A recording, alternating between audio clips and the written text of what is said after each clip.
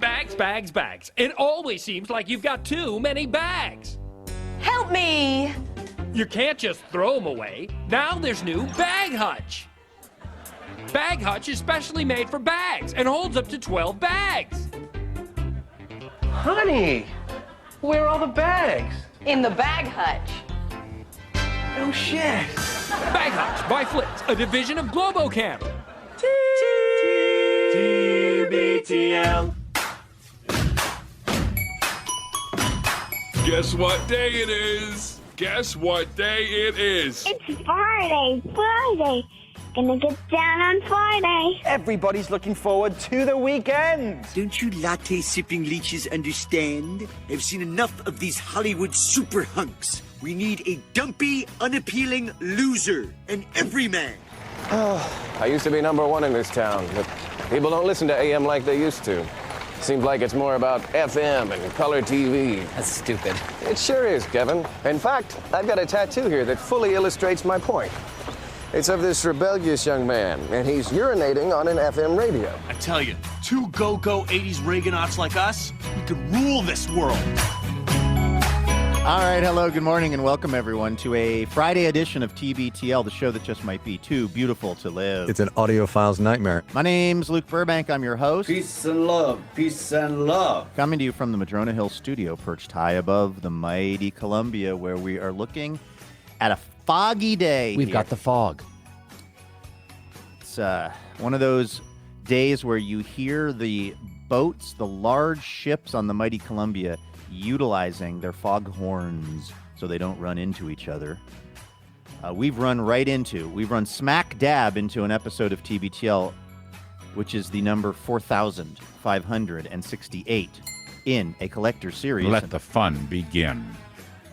Had this ongoing saga this week of trying to get people out here to repair this heating and cooling system at my house. If they can't stand the heat, get out of the bedroom right now, yeah. And, of course, I had a very negative experience with the first folks that came out, and so then I had hired some other folks that were going to be here yesterday, and I was feeling very positive about that, how that was going to go, based on one kind of hunch that I had. I'll tell you how that hunch played out coming up. Also, moments before the show today, I was reading one of my local papers online here in Southern Washington, and once again, the number one journalism crank has logged on. I think this guy's sense of humor never developed past junior high school. And by that I mean me. I mean, I'm the number one journalism crank in the region now. I'm the guy who feels like it's his job to police how all the journalism is going here in my neighborhood, and maybe we'll talk about that too. We'll definitely talk to this feller, longest running Cobro of the show, maybe best known for his depictions of the tall ships. And well, I've got a hunch about how he might be spending the next couple of days. Hey Lloyd, do some delivery for the truck to the airport. He's Andrew Walsh, and he's joining me right now. Good morning, my friend. Good morning. You know I have something important I want to tell you, because I told you before the show I have something important I want to tell you about my weekend, but you reminded me because my brain is just always looking for an excuse not to say the important thing first. You said something there's that reminded me of something else. They always talk about saying the quiet part loud. Yeah. We always say the boring part first. We always say the boring part first. That's a big part of this. You just mentioned kind of your habit of writing into newspapers, which reminded me of your burgeoning habit of writing into Yelp. You've only written one Yelp review, and it was a Yelp review of a. You've only done that once, but I made a quip on the show, or maybe you did. I'm not trying to take credit here. This isn't that situation. But I said, boy, we should have TBTL on Yelp so that people can write us good reviews. That was you, by the way. It seemed like a dumb idea to have a podcast on Yelp. Well, after the show, I got a text message from listener Kate of Greenwood Strength and Conditioning. Green Lake.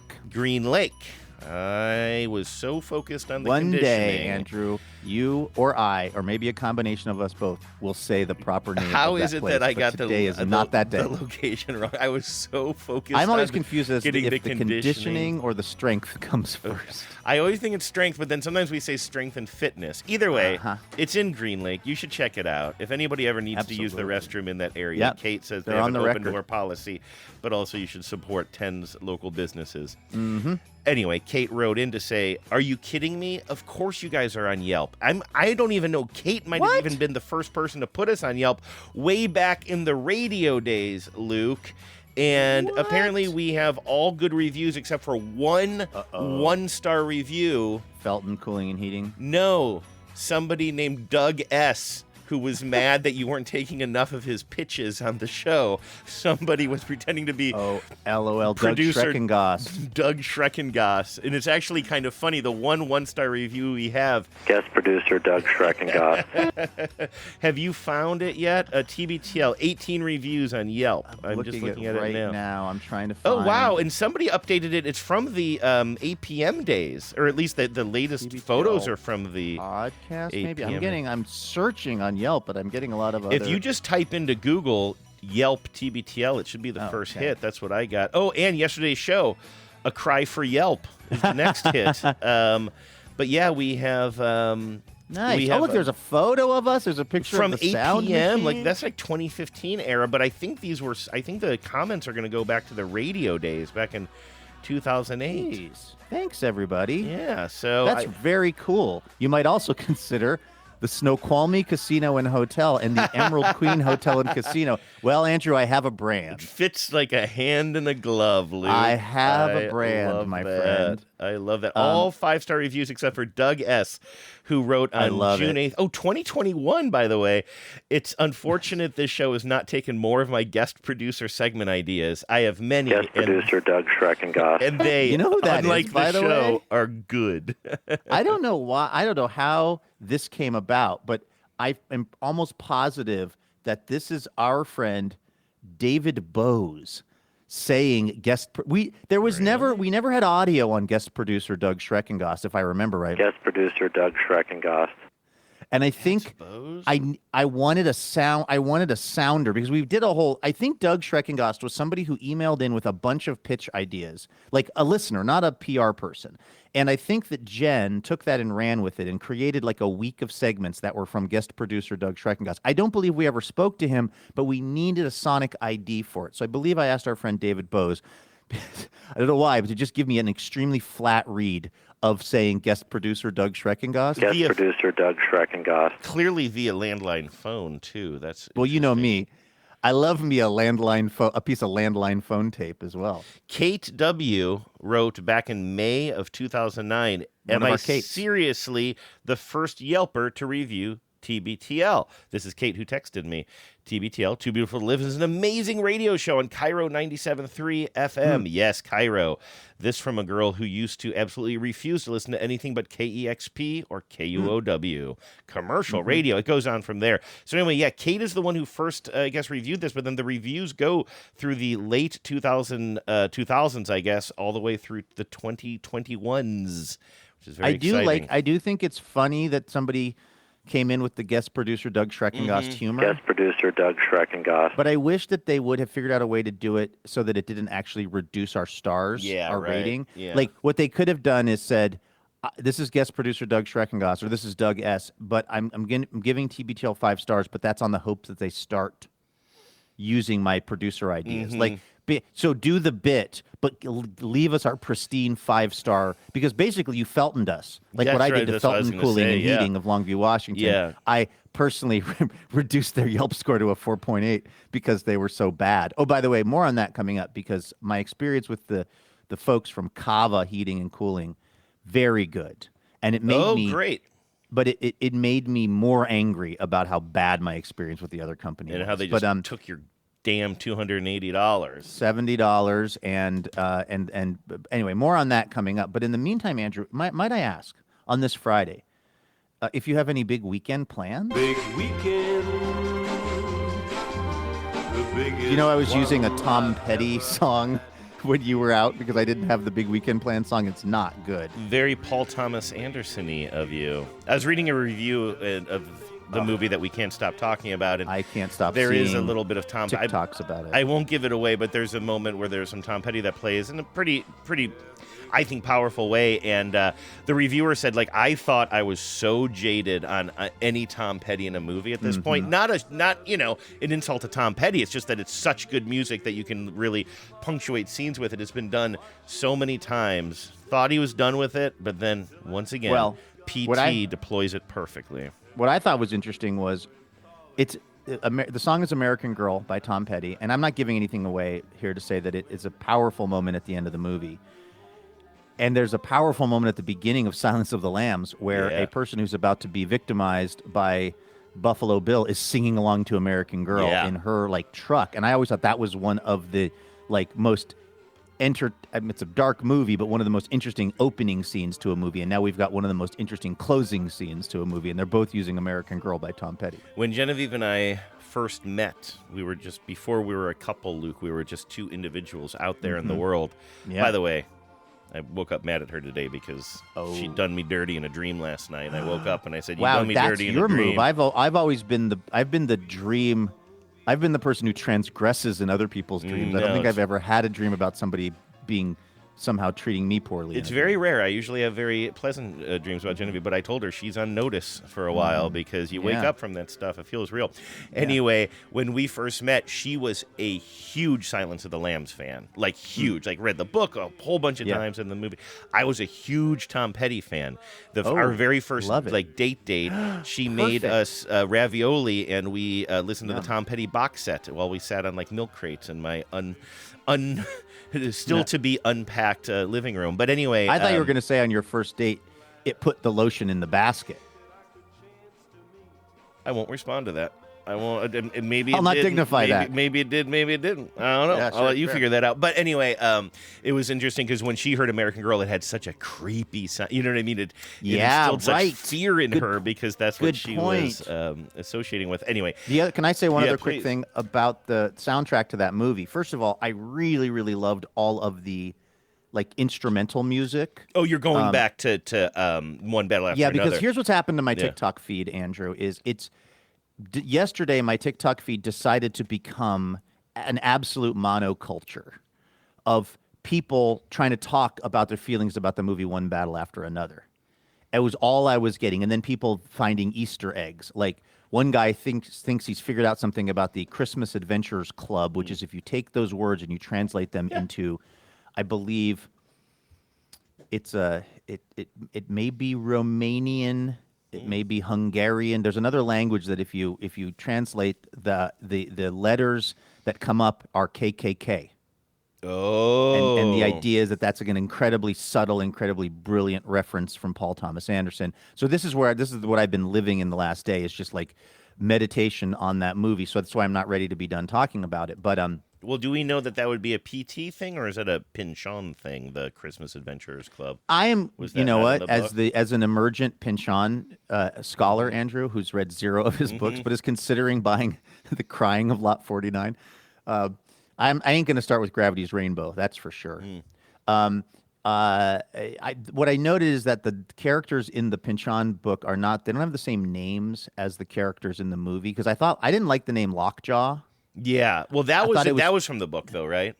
I don't think so. The review oh, really? I thought he chose some and changed some. I could be okay, I could because be wrong. I couldn't get confirmation on that. I was reading. I did a Google for main characters Vineland, and the person who was the name of the character who was the bad guy in Vineland, it didn't say Lockjaw, but I don't know if maybe that's because there's a different bad guy. Like, for instance, the character of Leo's daughter, Willa, played by Chase Infinity. Has there ever been a person who was more destined to be a star than someone named Chase Infinity? Yeah, and that's the name her parents gave her, right?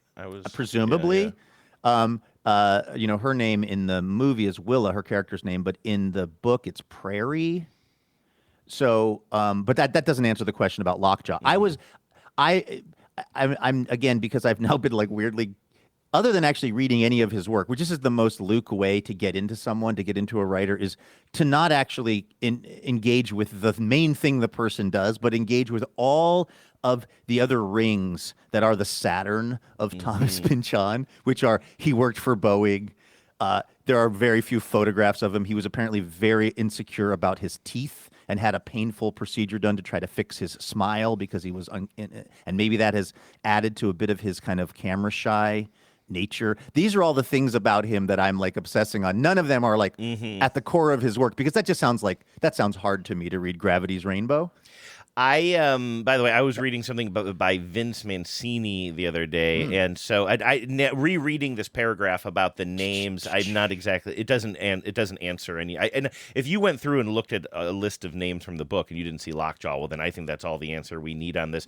But I guess I had not known before this that Pynchon was known for using silly names himself. Apparently, yes. That's what this. I only learned that in the last 2 days, and I have to say that it's because then when I was reading, again, not reading his other books, I don't do that kind of thing. Reading about his other books, I was seeing a whole string of names that were kind of comical in a way. I guess that's part of his style. And I have to say, like, for me, I think I would rather a more straightforward name than a name that is kind of plays as a joke when you read it. But again, who am I to question this thing? That's anyway. Here's the point about the music from that movie. Boy, not that they needed it, but did Steely Dan ever get a come up from Dirty Work? Yes, right. But I heard people talk about Steely Dan. I heard a lot of. I thought a lot of the music we heard was Johnny Greenwood, right? That sort of rhythmic. I assume like, so. But I the Radiohead guy. Where was Steely Dan? I can't remember the Steely Dan. When we cut to 13 years later and we see Willa doing martial arts in the dojo. Oh, yeah, right. Which is a very random song in that moment. There's nothing lyrically about the song Dirty Work that would tell me, 13-year-old or 15-year-old karate expert. Like, that song is just a banger, but it is also very oddly put in that scene. But of course, I love that song, so I was here for it. Yeah. But you know what I mean? Like it's like you never in a million years would you have chosen it, yet you hear it there and you're just like, oh shit, why does that work so well? Yeah. Totally. And that happens in a lot of P.T. Anderson films. It also happens, for my money, in a lot of Quentin Tarantino films. And also Wes Anderson. Let's just go through the holy trinity of filmmakers that I tend to go in for. But I actually even more Wes Anderson maybe than any of the other ones,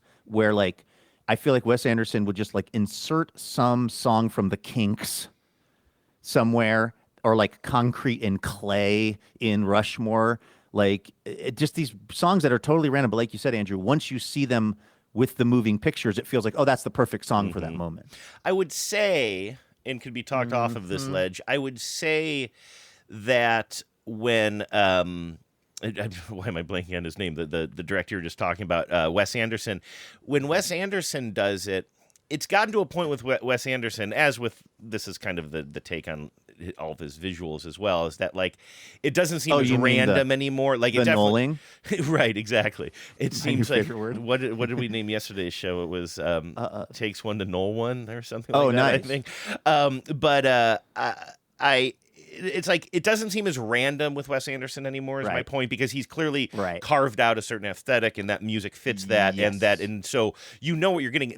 I'm not even saying that as a complaint. I'm just saying that the Dirty Work suddenly showing up, it seems almost random, like truly random, but it's not. He's so, and again, when you sit down, one of the reasons I love the beginning of Inherent Vice is. And actually, first of all, think about how he uses the song "One" by Amy Mann and Magnolia. It's like the first 10 minutes of the movie is just like a loop on that, which that changed how I think about music and movies. It's just this is so indelible in my brain now. Yeah. But he does something kind of similar at the beginning of Inherent Vice. It starts very, very quiet with no music, if I recall. But then when the kind of the first opening scene sort of ends, this kind of serious conversation between the main character and a woman who reappears in his life for the first time after a long time, she goes speeding off in a car, and then that song by Can begins. I don't know if you know this song, but I'm going to see if I can just play a little bit of it and not get pulled down. And this song, I became obsessed with this song. Like, basically, picture a door slamming and somebody driving away quickly while another person is standing outside the car. Mm-hmm.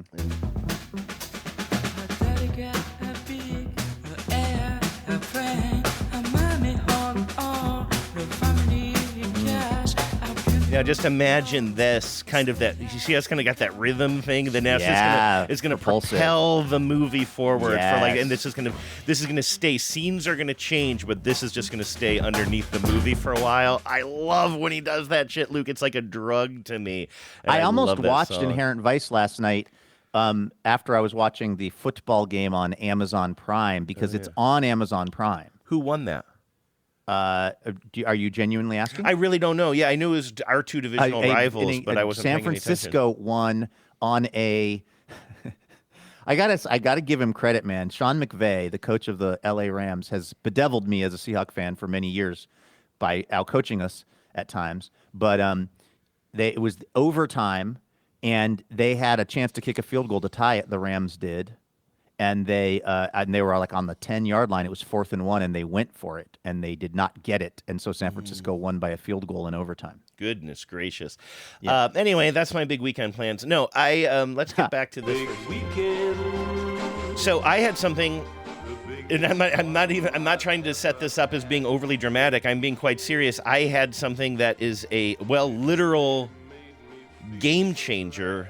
In a bad way to me yesterday, Luke, regarding my sports weekend coming up. As listeners might have heard us mention, we both like the movie One Battle After Another. We've mentioned that once or twice this week, I think. And also, we're very big fans of the Seattle baseball club called the Seattle Mariners, and they are in the playoffs. What's that? I can't believe you forgot their name. It's Mariners. It's the Mariner. It's the Mariner. Okay. It's Pike Place Mariner. Mariners Place Market. Pike Place Mariner. No, I was trying to think of baseball club. Anyway, as you know, I'm very excited. The playoffs finally begin. The playoffs have been going on for other teams, but the Mariners' day in the light will start on Saturday, tomorrow. And then on Sunday, I'm very excited because I'll be able to get home from my volunteer gig in time to watch the game. I've been obviously very, very excited about this. Last night, I decided I was going to catch the end of the Red Sox-Yankees game, which I'd been listening to on the radio. I'm like, well, I'll just throw that on my computer while I play darts. And I went to the website that I watch sports on, which is, illegal streams, and FBI notification. This has been taken down by the FBI. Oh, I thought that you got an email from the FBI. No, although my computer was like, don't go here, don't go here. And I was like, why don't I want to go here? I go here all the time. And then I went through, and so clearly something is flagged about this site now. So maybe they can see that I was hitting it. I don't give a shit. I'm allowed to go on websites. I wasn't running the website. But anyway, it's like that big, doubt still Cash Patel is noticing. Huge, like old school, just FBI logo that takes over the entire site that says this site has been seized. Now, the interesting thing is this is a website that I've been using for several years that got very popular called Stream East. And I sent you an article about this I'm going to say about a month ago, because it was at the very beginning of football season. Huge news that the U.S. government hunted down the folks who were running Stream East in some other country and took the whole thing down. Yeah, exactly. And then handed out Punisher pins to everybody who did it. Yeah, right.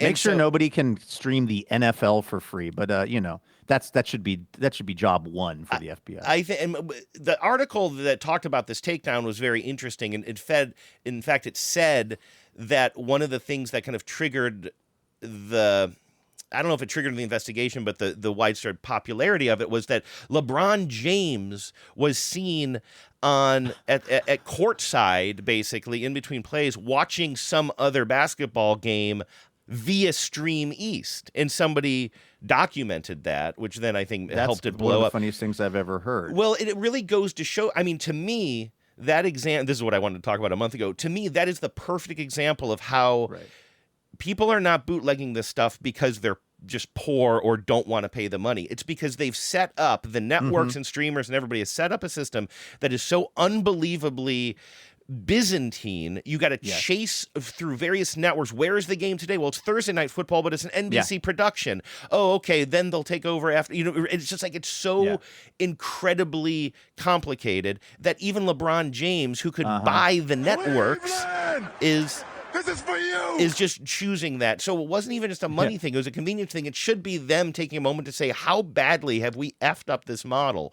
But instead, it's kind of like, well, the FBI has to shut it down. How I was still able to use my particular link, which led to a whole bunch of other links, for a full month after this news story broke, I don't know. But I was unprepared for the moment because these things tend to move around a little bit over the years, but there's always another vine to grab onto. Yeah. I've been doing this for 15 years now. One goes down, another one pops up, or there are mirror sites or whatever.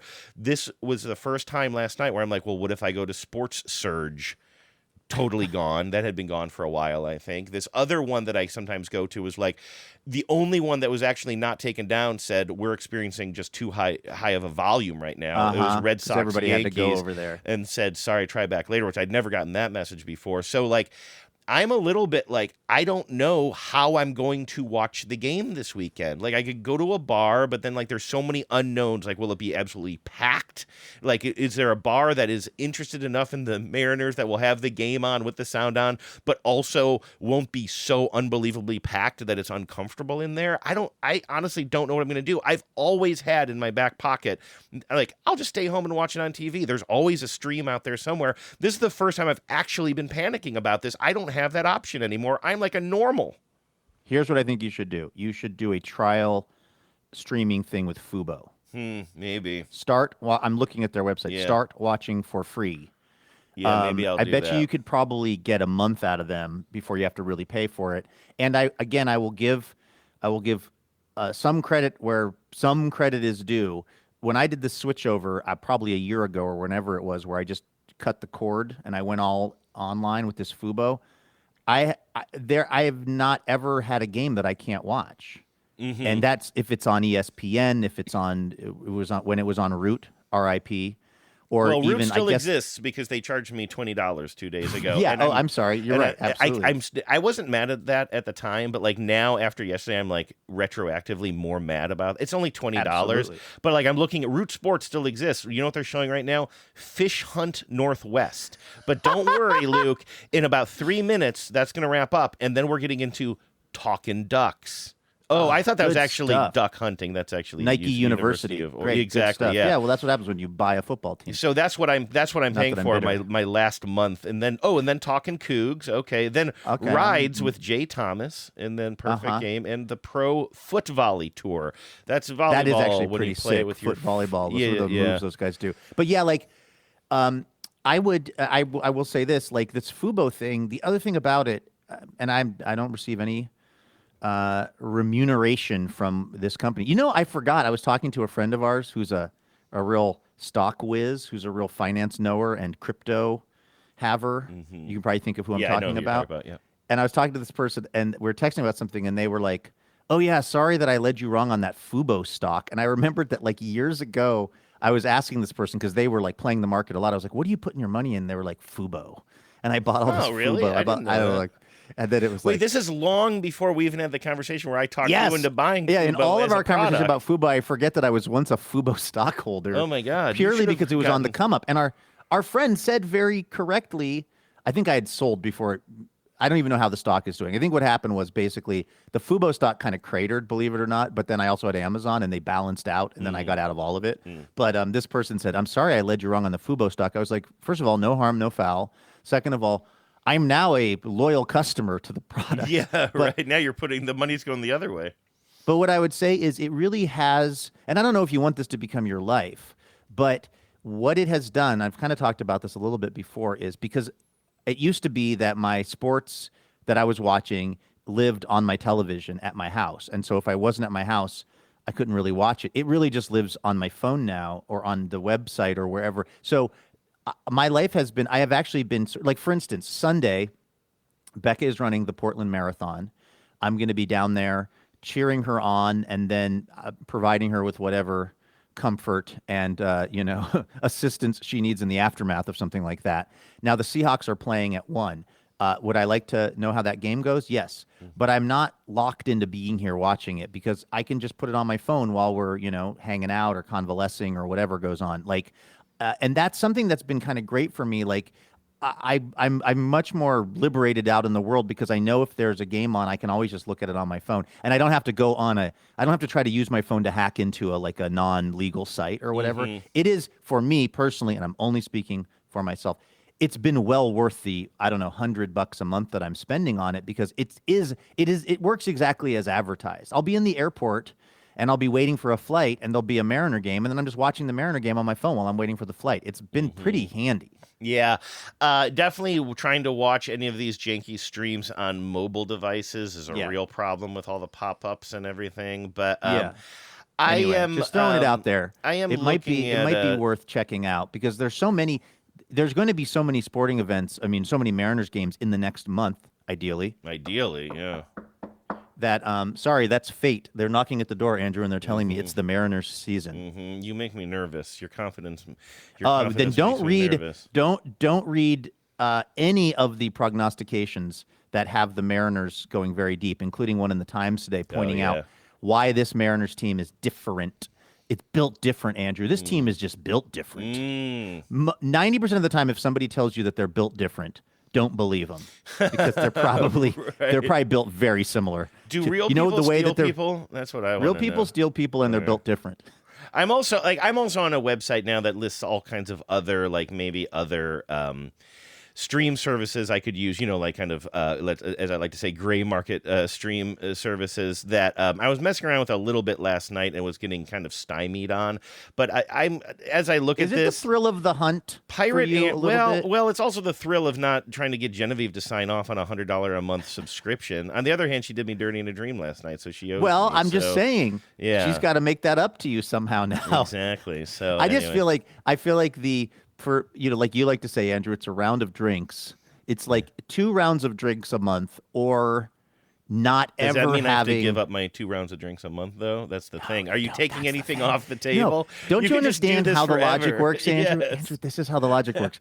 This is called Burbank math, okay? It's like, you want to have something and it costs money. Well, you just tell yourself what you can eliminate that will net that out. And then you just don't eliminate the other thing. You just never, and then the next time something comes up, you're like, well, what is that? It's like a month like 2 rounds of. It's like a month of Sports Surge or Fubo or whatever. It's a month of Fubo, and then I'm gonna, and then but then you don't give up the other thing, and then everybody wins. You're just putting it out there. This is where I was yesterday. I'm back in this. I was trying to watch an ad to unlock my Sports Surge experience. Let's see if this works.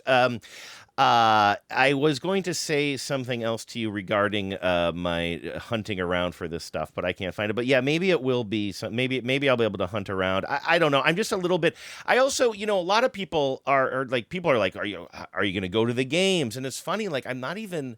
I don't have any FOMO or FUBO. I definitely don't have any FUBO, and I don't have any FOMO about not being at the stadium for the games. Like that sounds like it would be an adventure, but I'm also like, I'm not a super adventurous guy. I love going to that stadium, but I also love going to T-Mobile Park on a random Wednesday when it's not an absolute zoo there. I actually get on the E-line, get Jadena in the headphones. God, yeah, and it's get there way early, get kicked out of the kids zone. Well, that's the library. Typical Wednesday. But anyway, you know what I mean? Like going there and it's sold out when it's just absolutely wild. Like this isn't even an age thing. It's just I have a boring personality thing. If tickets landed on my lap, I'm like, okay, sure, I would go. But like I am not at all concerned about not being at the stadium for these games. I was happy to watch at home. Now that may be off the table, I'm like, well, maybe I should embrace this idea that the city is doing something. Like everybody's in this together. People who don't even care usually about sports that much are in this together. And I think that's a good thing, by the way. That's not me kind of turning a nose up. I think that's great. I love seeing everybody come together. I've seen so many more like Mariners hats in the wild and Mariners gear. People are I love seeing the city kind of buzzing like this. So being in some sort of public place like a bar where it's on TV would be great. But I'm also just really I just dislike crowds so much. The idea of going someplace where it's a bunch of potentially young people all like crowding a bar somewhere, and you got to wait like 45 minutes in between drinks or whatever, and I hate being jostled, Luke. God, I hate being jostled. I know. And also where to put your empty pint glasses. Well, then you're going to get in trouble with the guys who are sitting at the bar. I need to be I have to say I'm going into this weekend with a level of excitement about this that is frankly frightening for me, because not only am I, of course, heavily invested in how the Seattle Mariners do, but it's really lining up for me. So something that needed to happen in order for me to be able to watch tomorrow's game in real time was the New York Yankees needed to come back from a 1-0 deficit against the Red Sox, and they did. And that means that my brother DFTB and his wife Alicia and their beautiful daughter Gemma will actually be here tomorrow at the time that the game starts. And I am so excited to watch it, but I'm especially excited to watch it with David because David is as obsessed as I am. So it will be, what I don't want to be doing is watching the game with, I absolutely, I love Walt. Walt is coming over on Sunday, and because he's going to be working on the house with me next week a bit. And he said, okay, I'm not sure what time I'm going to get there on Sunday. And I said, Dad, just a heads up, the Mariner game is on Sunday afternoon. I'm going to be fully locked into that because what I personally cannot be doing is I can't be at a bar restaurant environment where the sound isn't on and or where people are partially interested. Yeah. I need to watch every single pitch. I am thinking for Saturday night about the food that I'm going to make for dinner for me and David and Alicia, as far as where it will put me in the kitchen environment. I was going to do a barbecue thing. I was like, well, maybe it's be the last semi-nice Saturday of the year. Maybe I'll throw a few shrimps on the Barbie. And then I was like, no, I can't go outside to the barbecue if it's a leverage situation. Yeah, you gotta have everything set up. I am going to watch every single pitch that is pitched in this baseball game. That's where I'm at with it. So I can't be watching it with people who are kind of half plugged in and want to talk about anything unrelated to, if Spire's changeup is actually hitting tonight or not, is working. I can't, and also I can't be watching it somewhere where it's not the total and complete focal point.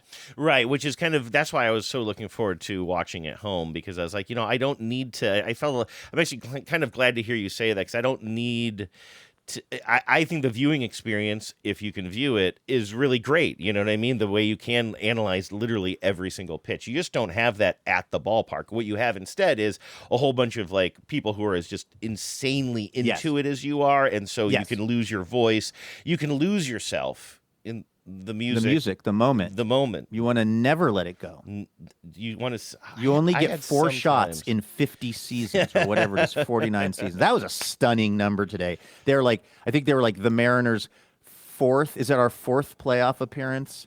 They said in whatever it is, 40 something years. I thought, God, that's a bad ROI for me. You know what you might want to watch? And I almost texted the sports gang the text chain this last night, but I was like, everybody can just prep for this weekend however they want. They don't need my suggestion, so I'll save it for the podcast. I'm open to suggestions. I don't think you've ever watched that long kind of quasi-documentary made by John Boyes. Yeah. I watched the first. I watched it during the pandemic, and I rewatched the first episode of it last night when I couldn't get any of my streaming services to work. No joke. I'm like, well, screw the Red Sox and Yankees anyway. Let me just get into some more of this.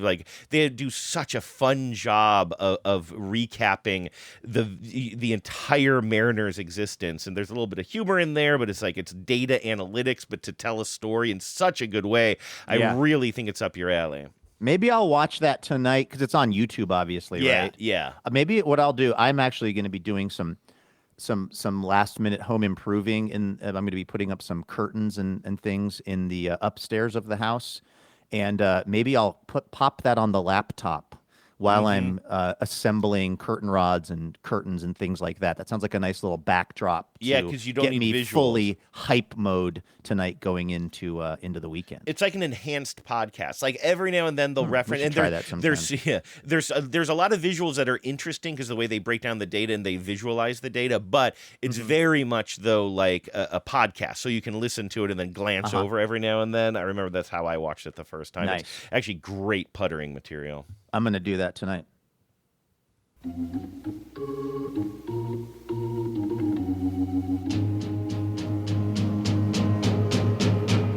Thank you, baby. Time to thank some donors. These people are supporting TBTL generously with their monthly donation. It's how this thing exists. Yesterday, I was talking to my new favorite HVAC guys, Andrew. We're standing out by the unit. It was darkness had fallen, and they were working away on it, talking, of course, about my buddies Julian and Cole. And Cole said, well, what do you do for a living? Earlier, we had been talking about this mini split, and I said, and we were going through various possibilities of what was broken. I said, well, you guys, are you familiar with Occam's razor? You know, like the simplest explanation is probably the one that's true. And Cole goes, you sound like you read a lot. I thought you were going to say, we left Occam's razor in the truck. We'd have to come back exactly. next time We'll come back another time and charge you again. No, Andrew, I'm happy to say these guys had all the tools they needed to do the job. What a novel concept. Yeah, that's literally what I was going to say. But I had a flashlight with me because I was standing outside with them. And Cole said, well, what do you do for a living anyway? And I said, and I took the flashlight and I flashed it right up to this area that I'm sitting. And I said, I do a podcast. And I said it, Andrew, with something that's unusual for me, pride. I thought you were going to put the flashlight underneath your face and say, I collect souls. Yes. No. It was a night just like this. That's right. 40 years ago, when the Mariners first started playing baseball. No, I flashed the flashlight right up into this room, and it illuminated this little setup here. And I said, I do a podcast. Also, it helped that these guys were in their 20s. So I felt confident saying to them that I do a podcast and having them understand that that's not the craziest thing that anybody could ever maybe do for their job. And I was only able to feel that sense of pride because of folks like Amalia Talty in Half Moon, New York. Hey, thank you, Amalia. You know, Amalia's name is very familiar to me, but Half Moon isn't as that familiar sounds new. to me. That seems new to me. That seems like maybe Amalia has moved. You get Half Moon, New York, and you put it together with Half Moon Bay in California, Andrew, and you got a full moon. You got a full moon, exactly. That's how that works. Thanks also to Sarah Templeton in Portland, Oregon. Hey, Sarah. Thank you. Portland, Oregon was related to my comment that I left on my local newspaper's website. Oh, this was a public comment you left this time. You're no longer writing directly to the No. I got to honestly, I can't let them gatekeep my editorial insights, which they're currently trying to do at the Columbian. You're going to make the Columbian a big noise. said they did respond, by the way.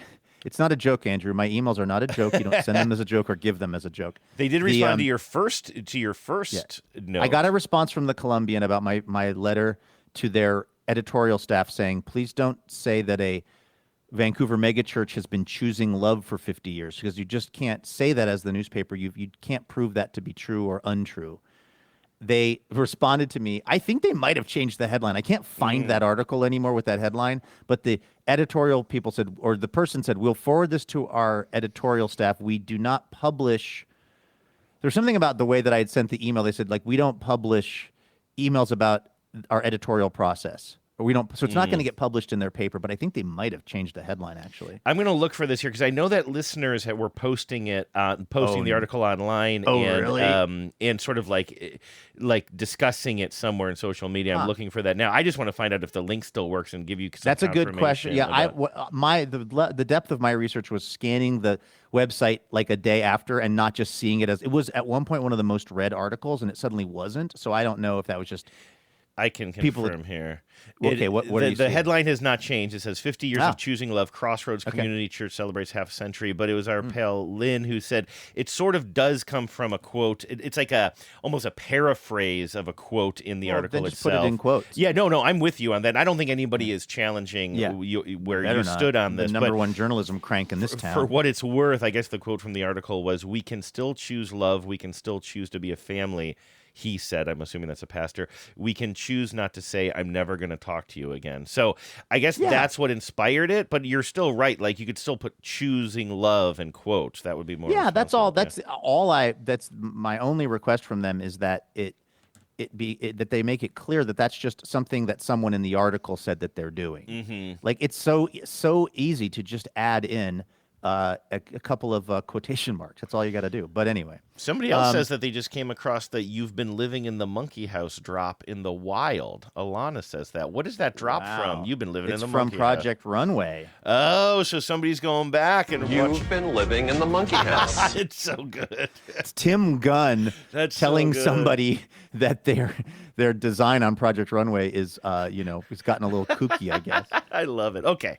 Yeah. All right. What are we doing? So the email that I sent, or the comment that I posted this morning was, or actually really far too close to showtime, was related to an article in my other local paper that I also subscribe to, and the headline was Castle Rock.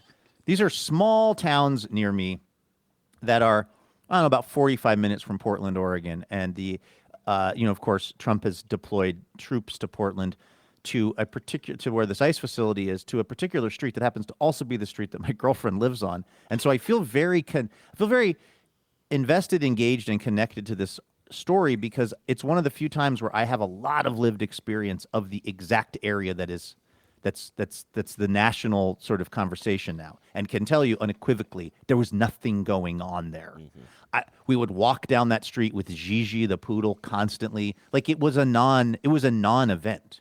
It was literally like 2 or 3 people sitting in folding chairs, occasionally saying something into a megaphone, like from across the street. Sometimes a guy would show up in a chicken outfit and stand out on the busier street and wave at people. Like it was. And I saw some hilarious footage of people putting donuts on the end of fishing rods and sort of dangling them right over the line where you're not allowed to cross. Even that involves more activity than I had been seeing in the weeks. I mean, this is classically one of those things where there was no there until it was declared that Portland was lawless, and then the troops were sent in. And now, of course, a bunch of people have gone down there to see what's up. Yeah, they're creating the chaos. It was created by the military intervention. I cannot be clear enough about that based on I've got actual eyes on the situation myself. Okay, that being said, this is the article from, and I want to say thank you and sorry to Sarah Templeton of Portland, Oregon, who has got me on this one, because the article in my local paper was Castle Rock,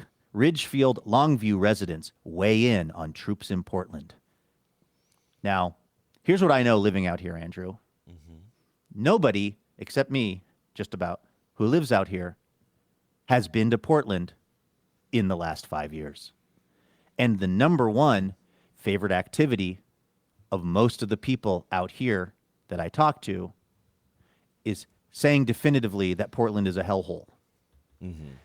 It's the main thing that people in Southern Washington like to say about Portland to make themselves feel better about living in Southern Washington, is that Portland is a hellhole. It is, and it is based on no actual personal observation. So, first of all, my hackles are already up at the premise of this. If you go around Castle Rock, Ridgefield, or Longview, Washington, and you ask people, how's Portland these days? 99% of the people are going to tell you, Portland, you'll get knifed. You'll get it's a hellhole. That's why I like to say I don't even like to go to Vancouver. Vancouver is now it's overrun with MS-13. Like that's the general vibe out here. Not everybody, my neighbors have a Harris Waltz sign up still, so there's pockets. But first of all, I was just annoyed at the premise because I knew what it was going to be. I will give them credit, my local paper. By the way, there's no byline on this article. I will give them credit that they did get a combination. They got a variety of responses. They got some of the obvious ones I was expecting, which is someone saying, Portland's been a hellhole for years. I'm so glad that they're finally cracking down.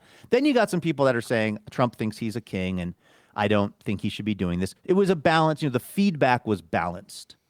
I think maybe there was 4 people and maybe 2 of them were pro doing this and 2 of them were against. Okay, I'll give them credit on that. But what I wrote, and I can't actually get to the comment because I'm logged in on my other computer, but what I wrote was basically like, whose idea was this article? I go, it would have been a better use. Spending $20 to have a reporter drive down to Portland to look at this themselves would have been a better way to approach this story. Mm-hmm. That's what I wrote. Mm-hmm. Because I don't like. I know that they think that they're like making it local, but it's pointless. It's absolutely pointless to me to ask a bunch of people who have not been. By the way, nobody in the article, if I remember right, nobody who was cited reported having been to Portland in the last year. So, in other words, you're asking a bunch of people who self-identify as people who haven't been to the place they're speculating on.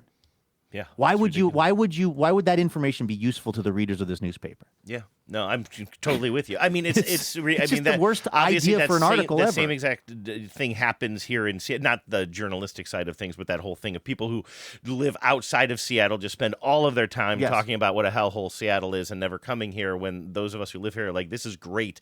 I just took a scooter downtown to watch a play. You might as well say Castle Rock residents weigh in on if the Mars rover is stuck in a particular valley on Mars. It's like another place that they are not going to and have no insight as to. I can't remember what the publication was, but I snipped something and posted it to Blue Ski last week, or about maybe 2 weeks ago.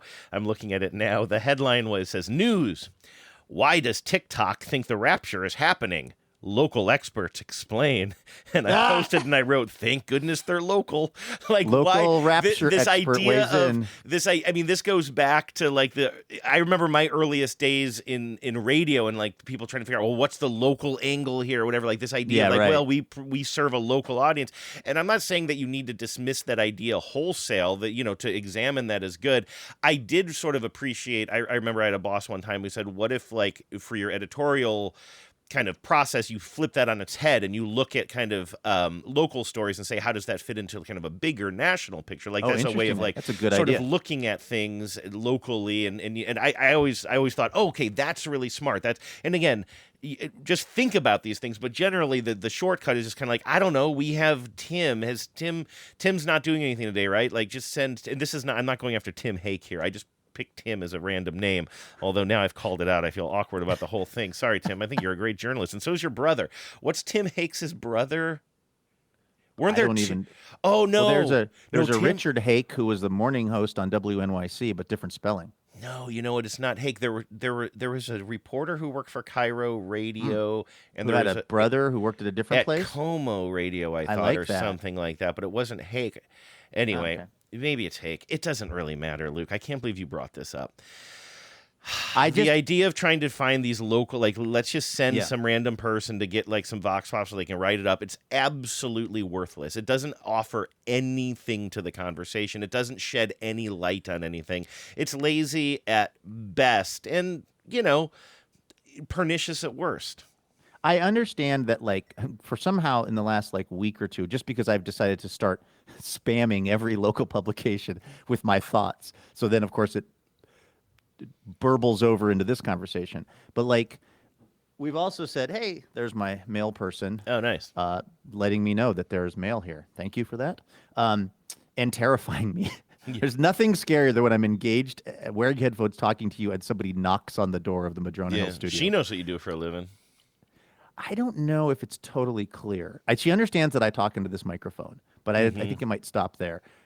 She might just think you're crazy. She's like, that's what I was going to say. She might just think into that the newspaper all the time. And honestly, I'm getting closer to that every day. You really are. There could be nobody on the other end of the line.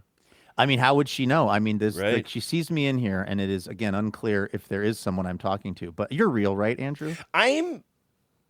Hold on. Yeah, I seem to be real. Okay, good. Okay, good. But I know that local journalism is so hard to do right now, and local newspapers are strapped, particularly in small towns like Longview, Washington, or Vancouver, Washington.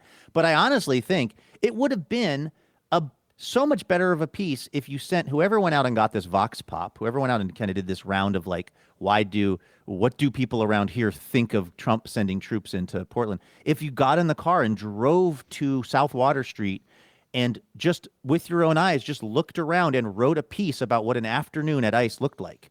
How many did you see military troops? How many protesters were there? Did they seem aggressive? Did they seem laconic? Did they have donuts on fishing lines? Like, just go down and do it like let's do a little scene setter. Just go observe it, write it up, come back home, publish that in the paper. That's not a super hard piece to write in my mind. And also, like, again, they don't have endless numbers of reporters, or how about this go around the local towns here and ask people why it is that they have stopped visiting Portland. What's going on for you that you don't? When's the last time you went to Portland? Okay, do you know Portland is 45 minutes away? Yes. When's the last time you were there? 4 years ago. Why did you stop going to Portland 4 years ago? That's a reasonable question, and they might say, because it's gang infested. Okay, have you observed that with your own eyes? No. Where did you get that information? Well, Fox News. Okay, like, great. Interview people about why they don't go to Portland, but have opinions on it, and where are they getting their information? Just do that. Make that the Vox Pop. Yeah. No, I'd with be you. interested to read that. I'm with you. Know who else would love to read that? Our friend Zach Rouse in Jackson Heights, New York. Hey, and also I got to say, Luke, you nailed the pronunciation. I forgot, Zach included a pronunciation here, and I forgot to include it when I was sending this to you, but it says rhymes with house, and I think you nailed that. Zachary talking Rouse. To Zach for years. That's right, out there in Queens, Jackson Heights, Queens. Now, I have to admit, I have a bit of insight because a good friend of mine who was long ago a member of the Livewire creative team was my friend Jason Rouse. So I'm kind of cheating because I've had experience with this last name and had experience with Zach. Thanks, Zach. Also, my friend Alex Meyer in Seattle, Washington. Long time friend of mine. We're talking are we talking pre-TBTL days? I think pre-TBTL days. I think I've known Zach since Metro Traffic. Alex, excuse me. I've known Alex since Metro Traffic days. Amazingly. What up, Alex? Thanks, man. And then Jordan, now Rocky. Oh, my gosh. Jordan. J-Dog. Wait, no, J-Dog is Hauser. That's How do Hauser. I come up with these? Jordan Naraki, this is... In Portland, Oregon, by the way. In Portland, Oregon. In the hellscape that is Portland, Oregon. But rooting for the Detroit Tigers, who actually won their playoff game yesterday and are advancing, and now coming to Seattle for the big games we were talking about this weekend. I think it's fortunate that Jordan is the person that we are. I'm trying to think of what is the word for kismet. It feels like kismet that is Jordan it? Or feels like a car crash because Jordan's hopes and dreams are smashing directly into our hopes and dreams. No. First of all, Jordan has signed the pledge along with other Tigers fans who were texting me yesterday. Oh, okay. Who said that they will continue their donation to TBTL no matter what happens during this series. Good. Yes, so thank you to everybody who. I thought they signed a pledge to root for the Mariners. That's the only pledge that I care about. But Jordan and I have an agreement, and it comes. I think that whoever, if the Mariners win, Jordan promises to put all of his rooting power behind the Mariners for the rest of the playoffs and the series, and I will do the same for Detroit. That's fair. I will, unless something truly unexpected happens during the series. But as long as, I'm fine with that. Listen, we're talking Detroit Tigers. We're talking, they're not in the playoffs, but Kansas City Royals. We're talking certainly Minnesota Twins. There are so many sort of smaller market teams that I would love to see go far. Brewers, I'm not mad at the Brewers. I know they're not even in our division or our league, but you get my point. Yeah. I would if the Mariners are not moving on, I'd have no problem rooting for the Detroit Tigers as long as there's not a situation where there's a bunch of beanballs thrown or something truly crazy. Yeah. But you know who will make sure that doesn't happen? Margaret Spanny, who's in Ashland, Oregon. She's down there at the Ashland Shakespeare Festival, monitoring every bit of MLB baseball and making sure that there are no beanballs thrown. Thank you, Margaret, for doing that. Not only are you supporting TBTL, but you're running point on keeping everything friendly and everything in the spirit of competition for these major league playoffs.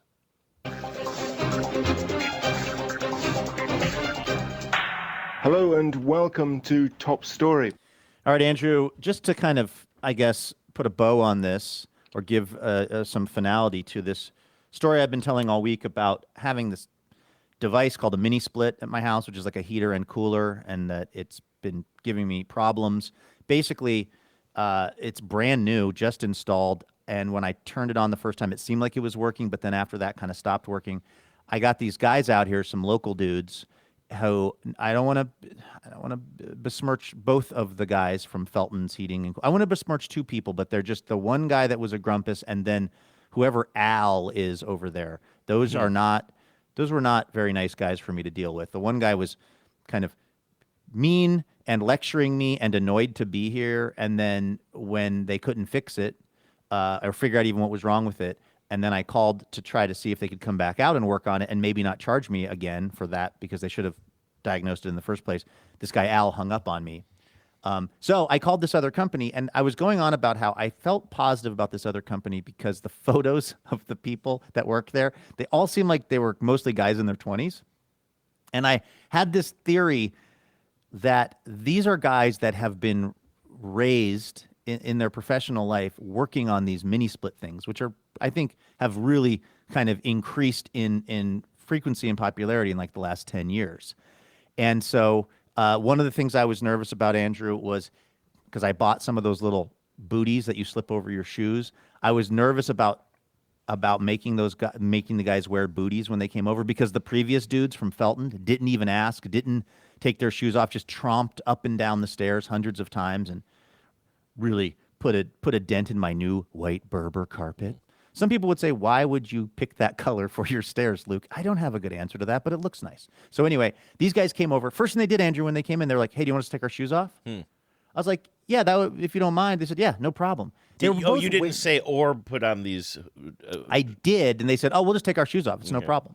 So I said, I have these little slip-on things. They're like, nah, this is just as easy. And they were both wearing like work boot kind of things, but the kind you can slip on and off. Yeah, if you know what I mean. Yeah. So they didn't lace. Yeah, they're prepared for this eventuality. They were prepared for this. And I gotta say, as somebody who is not a fan of like shoes off parties or whatever, I actually actively try to avoid hanging out socially at like people's Thankfully, houses. Thankfully, most people in your friend group aren't shoes off people. Well, more than you'd think. But anyway, that was the nature of that comment. Oh, I see. Yeah, too much of it. But anyway, it gets me out of social jams, I guess. But anyway, all that is to say, I do strongly believe that if you're a professional operation like that and you're going into people's homes with work clothes on, I've never had a person. Maybe we've had some contractors offer to take off their shoes, but usually it's just like part of the deal. They just bring the booties, and like that is professionalism. That is expected. That's one of the times "bring the booties" has ever been said in that context. Sure, yes, absolutely. That's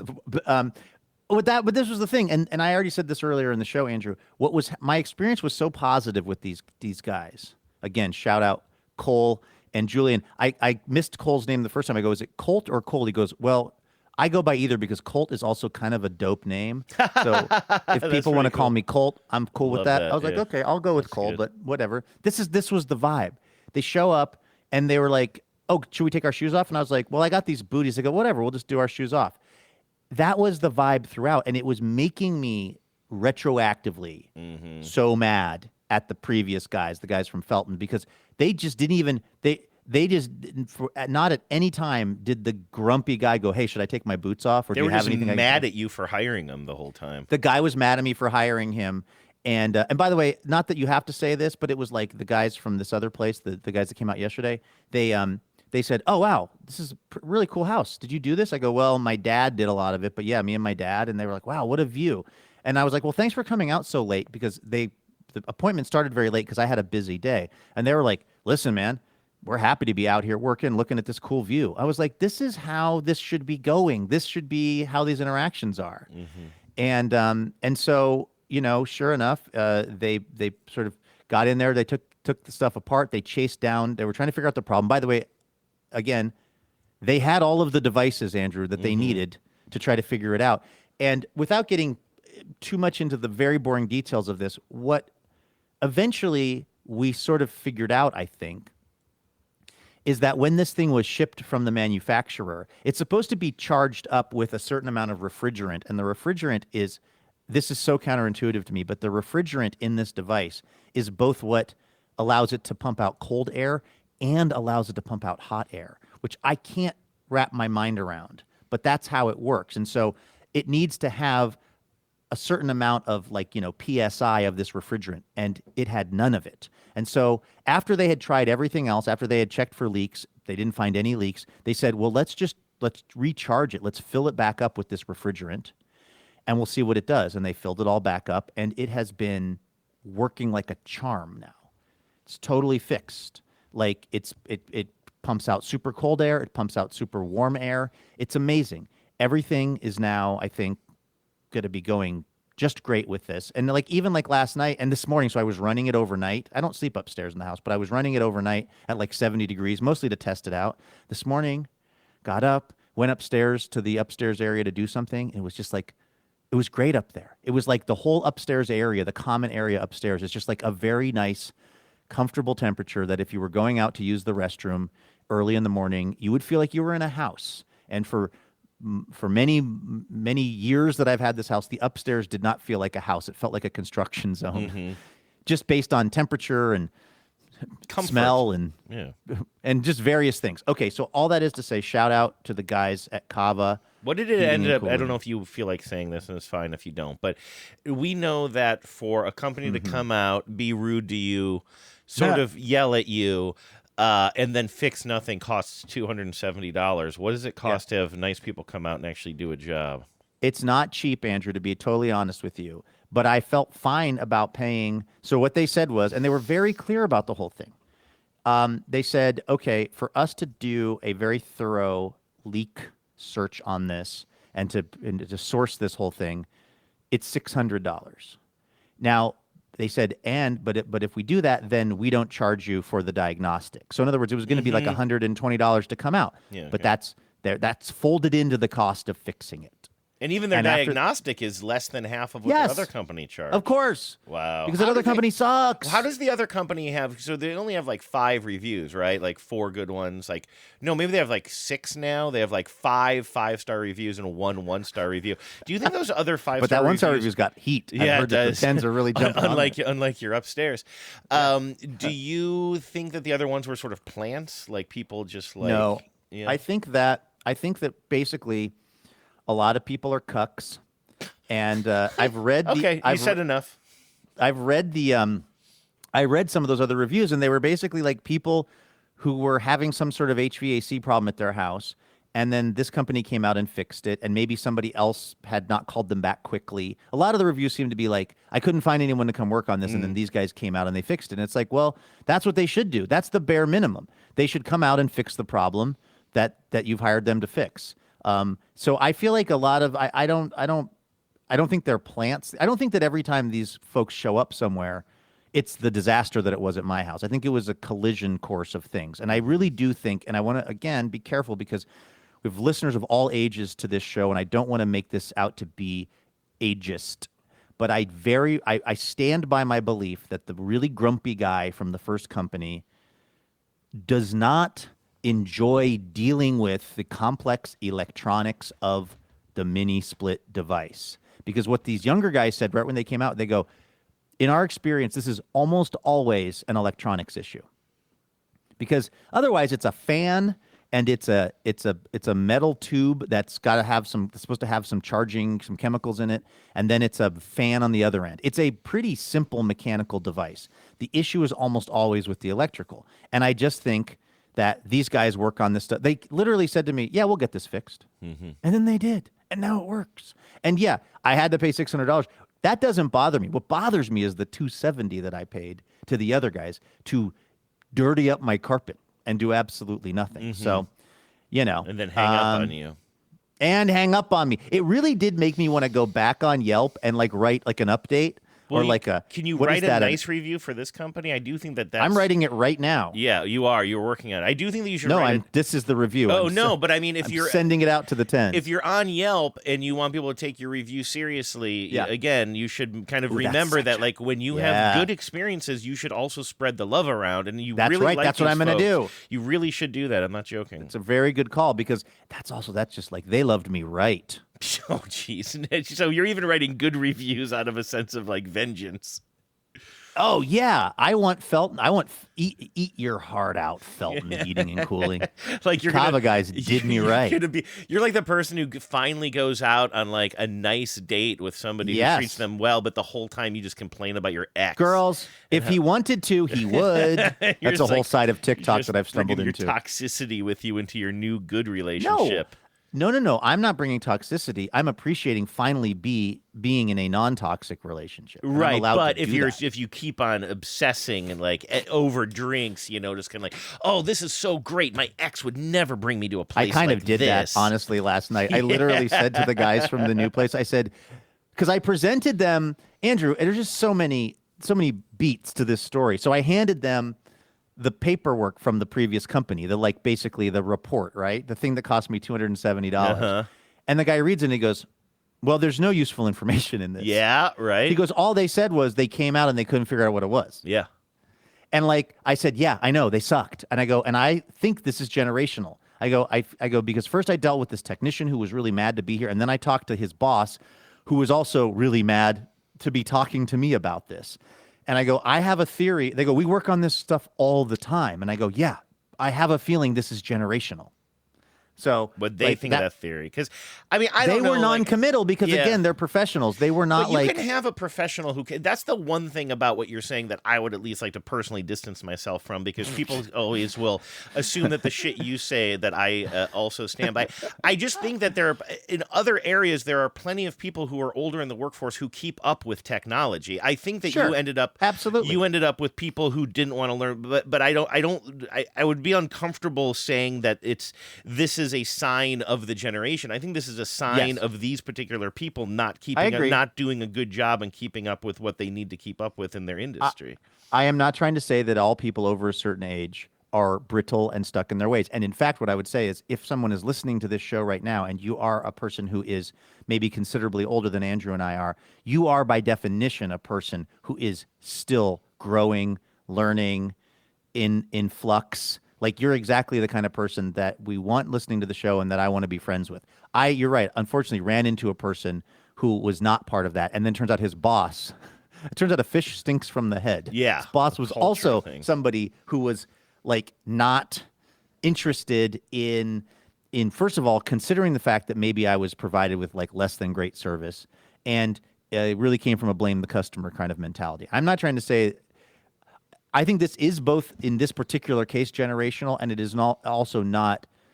It is not instructive in how all people are at all times based on their ages. I want to be very clear about that, but I also want to be very clear because those people could write a review on our Yelp page saying that we're ageist, Luke. I don't want that.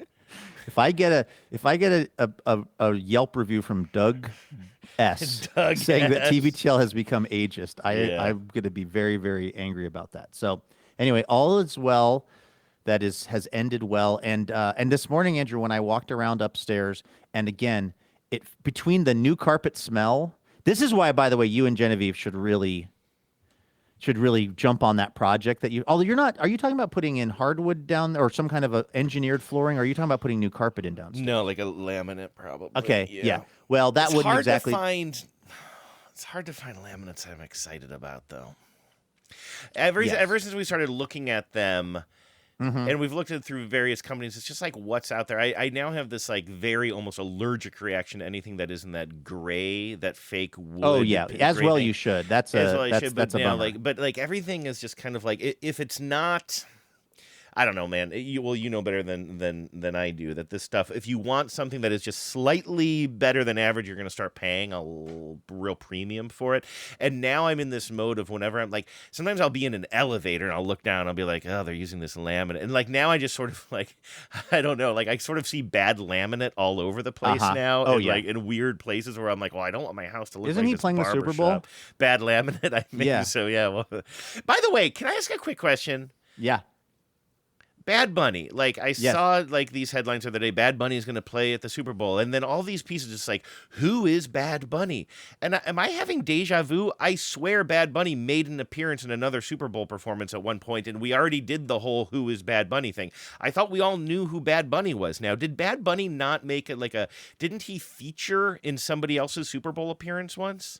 Or am I making that up? It seems possible. I mean, and it seems to me that it would. I mean. Let's think of some of the previous... He didn't come out with The Weeknd. I think The Weeknd did it totally solo, which I kind of like. Yeah. These things become such and I think it's kind of cool sometimes. I thought the Compton Super Bowl halftime show was really cool. The Kendrick one. You had Kendrick. You had 50 Cent in there. You had all kinds of people coming out, obviously Dre and Snoop and everything. And so that was cool. But then sometimes it seems like it's a little bit too much. It's why? Well, And then so it becomes kind of this we're going to run every famous person onto and off of the stage that we can think of. Yeah, Kendrick's was cool, of course, with his couple of cameos in there. But The Weeknd, I got to give him credit. And I think Katy Perry were just kind of no, this is my show. we're gonna do it solo, which I kind of thought was cool. But it's amazing that Katy Perry jumped. She allegedly like ziplined, or she did like a crazy dive off of the kind of roof of the stadium. And then they cut to her. Remember, that was how it began. I didn't remember that part. And she was just trying to get ever closer to space, and then to find out that would be the undoing of her career. No, I should have stayed at the level of the arena. No, the undoing of her career was the god-awful song that she produced with Dr. I almost said Dr. Nick. Was it Dr. Luke that came out right before all of that? That was just like an absurd parody of girl power. It's so gross. By the way, the AI overview says no, Bad Bunny has not performed at a past Super Bowl. I feel like Bad Bunny had some very high. I don't know. I was just maybe a little bit annoyed. I just sort of felt like we'd already done. Oh, really? This You didn't like the bad. discourse of a bunch of right wingers saying that we shouldn't have Bad Bunny play the Super Bowl? I didn't even get that deep into it, although that doesn't shock me either. But I just sort of thought we all knew, because isn't he like one of the biggest names in the world? Now, don't get me wrong, I can't name any songs. It's not, I'm not deep into that kind of music. But I thought that in 2025 we didn't have to do explainers, but I guess we do. My main experience with Bad Bunny is he's in Corona ads, and he's now on SNL all the time. Oh, really? Yeah, because he's like the thing with him is, for being this like international music star, he's actually also very funny. Like, he has a really good, he's very self-aware, and they love putting him in SNL. Like, I think he was the musical performance on SNL. Maybe he was the host and the musical performer. But he's been great on that show. So I see him in bits on that show, and he's always very funny. I'm sure that I've heard 10 Bad Bunny songs and know them, from the radio, and also couldn't tell you the names of any of them, and also couldn't possibly be less upset that he's playing the Super Bowl halftime show. Oh, yeah. It's like, good for, you know what I mean? It's like, cool. Like, I don't have to know every song by the person who's playing, or I don't have to know them by name. It'll be a fun show, and I'll watch it, and it's great. Like, you got to get up pretty early to be mad about Bad Bunny being the Super Bowl. That was a thing this week, though, of course, because it's like, for a certain set of folks, but I almost grabbed this, like, I told you yesterday, my TikTok feed was constant, one battle after another. People just walking out of the theater trying to process it, kind of amateur film reviewers, which I guess is also what we are to a degree. Although we're getting paid for this. I guess you could say we're professional film reviewers. I'm not putting that on my resume, but okay. But then there was just one guy who, like, I don't want to stereotype, but just like right when I saw him, I was like, I don't think this guy's going to have liked that movie. Mm-hmm. And his post had like 4 likes or something. He's not somebody who's big in the culture, but he's just like, a white guy who looked a certain way and was just like, I don't know what everyone's saying about this movie. I thought it's one of the worst movies I'd ever seen. I was like, I just didn't. And then the funny part, I almost sent it to you as intro tape, because the funny part was, like, he couldn't put into words what he didn't like about the movie. Like, why would you? I'm kind of getting on thin ice here, because I feel like we do this, or I do this on the show sometimes, which is, why would I decide to talk about sports or a film or something when I don't necessarily have the exact language to do it? But like, this guy was just like, wanted to post this film review, but also couldn't in any way elucidate why he didn't like the movie. And I was like, I got an idea. There was too many black people in it for you. Like, this is probably why you didn't like this movie, because you didn't get it. And you also didn't like that it was a lot of non-white people who had important roles in the film. Like, that would be my guess for this particular reviewer. Like, that's also, I feel, what the pushback on Bad Bunny is. It's like, oh, it's not Kid Rock. They couldn't get Kid Rock to do it? I got to say, that's what's been going on in the back of my mind a little bit. Before, I thought you were going to say, what you actually said, I think, a moment ago, is why would you be mad that Bad Bunny is playing the Super Bowl halftime show? I thought what you were going to say was, why would you be mad about anybody playing the Super Bowl halftime show? And you didn't say that, but it made me question myself. I'm like, oh, there are, because in a certain way, it's like, yeah, who gives a shit? But then I'm like, oh, wait, no, there are things. Like, I realized something the other day. I heard some, like, country music playing somewhere, and it wasn't like, like, obviously the whole of country music is so diverse. There's so many different kinds, and there are kinds that you and I like, and things that are maybe a little bit influenced by country music, but maybe would be more like Americana or whatever. But obviously old classic country. Like, I like some stuff. I don't want to be that person who's like, I like everything except for rap and country, which is something I heard a lot growing up in the 90s, right?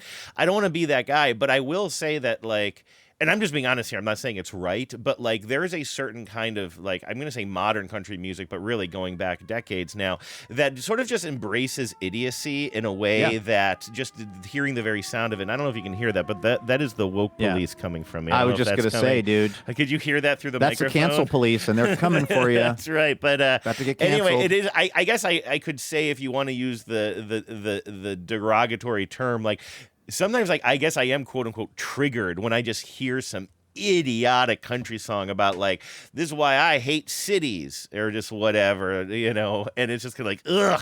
And I guess part of me would be mad if part of me, I would be mad if Kid Rock were headlining the Super Bowl this year. So I guess I can't pretend like I'm better than that to have feelings about it. But there are people who, and again, I just said that I don't know.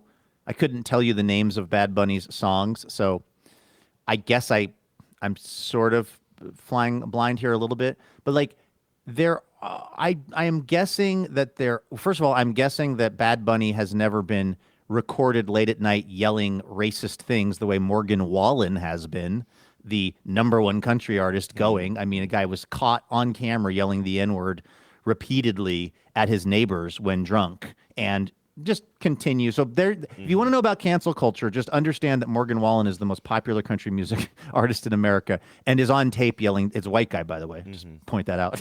Yelling the N-word.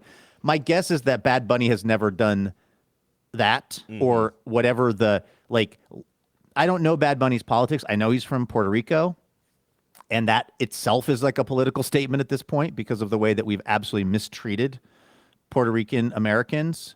And so my guess would be, and I'm totally guessing here, my guess would be that Bad Bunny's politics are to the left of Morgan Wallen's. But I also, what I would say is that there are plenty of, the reason that I think we would be triggered by putting Kid Rock in the Super Bowl halftime show is because Kid Rock, among other things, set up a bunch of cans of Bud Light and demolished them with an AK-47. Because the company did a promo with a trans person, right? Like, that's the thing that always bugs me is I don't understand what anybody was mad at.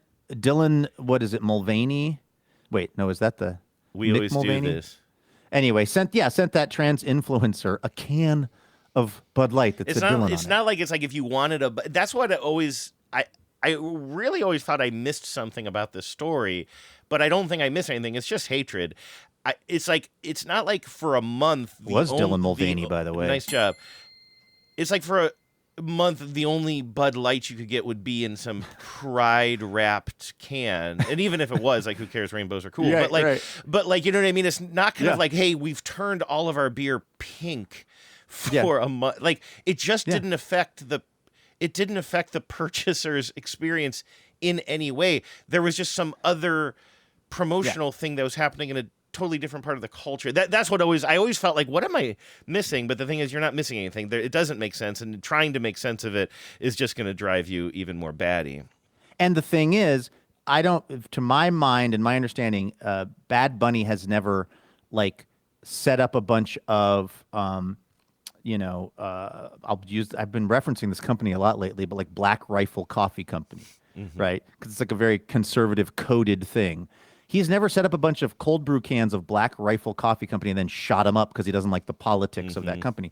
So in other words, I do think that Kid Rock is distinct from Bad Bunny because Bad Bunny is just a pop star. Yeah. And whatever his politics are his politics. But I think being triggered by Bad Bunny is so crazy because it's like, I can't think of a reason other than the fact that he's non-white that you'd be triggered by that. It's not anything he did. Whereas being triggered by Kid Rock is like, Kid Rock has a long and proud history of just being an absolute goon, and